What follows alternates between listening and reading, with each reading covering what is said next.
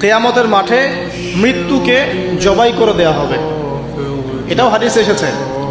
কিয়ামতের মাঠে যখন সমস্ত মানুষকে আল্লাহ পাক উঠাবেন, হিসাব নিকেশ নেওয়া হবে এবং চুল ছেঁড়া বিশ্লেষণ করা হবে, যার ব্যাপারে নবী সাল্লাল্লাহু আলাইহি ওয়াসাল্লাম বলছেন, একটা শিংওয়ালা ছাগল যদি একটা শিং ছাড়া ছাগলকে গুঁতো দিয়ে থাকে অন্যায়ভাবে, কিয়ামতের মাঠে আল্লাহ পাক ওই শিংহীন ছাগলকে শিং দিয়ে বলবেন, তুমি গুঁতা মেরে এখন প্রতিশোধ নাও।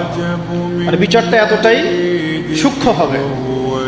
এরপর আল্লাহ পাক মৃত্যুকে হাজির করবেন একটা প্রাণীর রূপে, একটা পশু বা একটা প্রাণীর রূপে মৃত্যুকে ডেকে আনা হবে এবং একে জবাই করে দেওয়া হবে, মানে মৃত্যুকেও মৃত্যুবরণ করতে হবে। আমি কি বোঝাতে পারছি? এতে করে কি হবে, জান্নাতীদের উৎফুল্ল যে মেজাজ, যে খুশি, এটা আরো বেড়ে যাবে।